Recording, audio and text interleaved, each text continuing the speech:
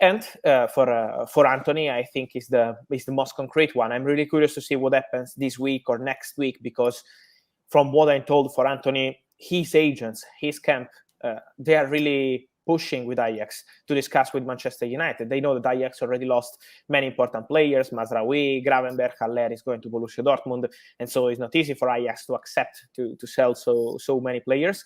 But at the same point, Antony wants to understand how is the situation with Man United. So I think is a positive message from the player, like saying to Ajax, okay, let's have a discussion with Man United. We know that you are going to ask an important fee. So I can tell you that when Ajax see around of the value of potential bid around 40 million, they are never going to accept something like that. So it won't be an easy negotiation. They want way more than this. They state privately they want around 80 million for Antony. So maybe at the end of the negotiation could be less than this, but will be a tough one. But for sure, the player is pushing to have a conversation with Manchester United.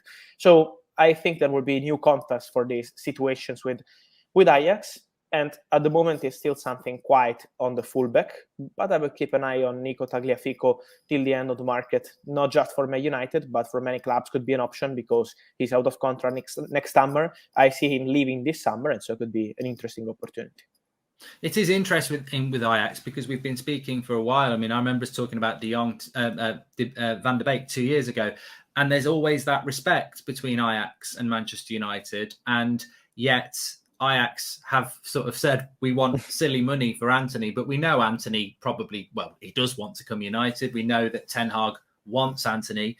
So really, it will just come down to whether Ajax are going to be negotiable or whether they are going to go, no, we're not going to sell. But I'm hopeful because of the relationship. I think that common sense will probably come through with that one. I think also on the player side it was not easy to have Antony on your side because he's a player that is really attracted by Champions League football. And so I think having the player pushing like this to join United this summer, maybe for him was a good opportunity to say, okay, I wait for 1 year and then we see what happens. And maybe Man United in 1 year, they will be back in the Champions League. And so it would be different even for him. And he wants Man United immediately. So he's sending a very good message to the club. So I'm sure that, as you mentioned, there is a lot of respect between Man United and Ajax. But this Antony situation after the Frankie de Jong story could be one of the most interesting to follow because Man United want him. And so it will be an interesting situation to follow. Let's talk about de Jong quickly. I know one of the things I wanted to ask you, Fabrizio, was about Cristiano Ronaldo, because I heard what you said last week about Mendes. And I mean, a good agent will always find out different clubs and options, and I think that's the case. But we also had an article today in the UK from Simon Stone saying that Ronaldo and Harry Maguire didn't get on last year in relation to the captaincy. There was a few issues there. That's a big problem for Ten Hag to solve. I hope he solves it by giving Cristiano the captaincy. Do you think Cristiano Ronaldo will be a player for Manchester United next season, or do you think there is a chance that he could end up leaving, especially if we don't sign? Honestly, not signing players and letting Cristiano Ronaldo go would be a disaster for Manchester United. And I don't see this kind of situation, honestly. I think that Manchester United will try to sort the situation out as soon as possible. So the message I'm receiving on club side is very clear. They see Cristiano staying. They want Cristiano to stay. Also, Erik ten Hag is looking forward to work with Cristiano. So on club side, they want Cristiano and they consider Cristiano as a key player for next season. So I don't see any issue with the club.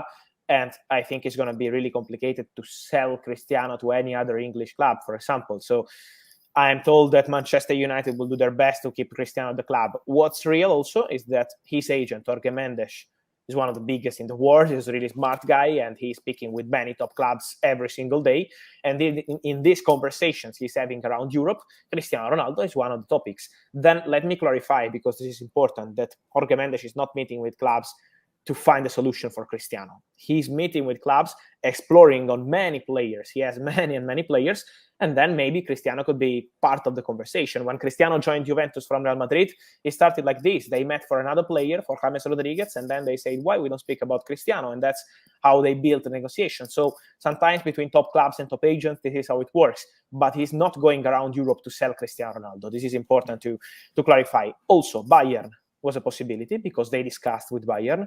I'm told that after the statement of Hasan Salihamidzic is the truth that Bayern are not going to sign Cristiano, as he mentioned, the director of Bayern, because they have no intention to go for Cristiano Ronaldo to replace Lewandowski. But it's also true that they had a conversation with Jorge Mendes, and it was something that they were discussing internally. So it means that there is some discussion on Jorge Mendes' side. I think it's also a message from Cristiano. He wants to see the ambition. He wants to see Man United on the market, really ready to build something important. I think that Cristiano is a very smart guy, not just a fantastic player, and he knows that all the Premier League top clubs are doing a very good job on the market. We are waiting for Chelsea on the market, but Arsenal are doing very good. Man City and Liverpool, of course, with a fantastic summer till now with top players. And so they need to be fast. They need to be fast, and they need to sign two players. This is what Cristiano wants. Let's see what happens, but at the moment, Man United message is Cristiano is part of our team.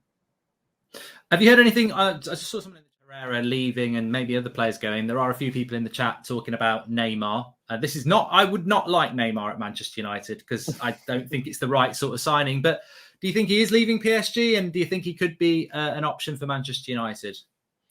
At the moment, I have no indication on Neymar at Manchester United, honestly. Let's remind that his salary is really, really huge. Let me say that after last summer, I feel that this kind of players, if they have a feeling around the club, around the manager, that they don't trust him, they can find a solution till the last day of the transfer market. So I would keep the situation Neymar in general, not just for Man United, open, because at the moment for Paris Saint-Germain, if they receive an approach, if they receive a proposal, Paris Saint-Germain would be open to discuss, because I'm told the new manager, Christophe Galtier, has an idea to play with a 3-5-2, and so they have Messi and Mbappe. So, for Neymar, maybe it's not the best system. But at the same point, on Neymar's side, they say Neymar is staying at PSG. Neymar is really happy at PSG, wants to win the Champions League at PSG. So this is why at the moment it's nothing like close or imminent. But I would keep the situation open because it depends on PSG also.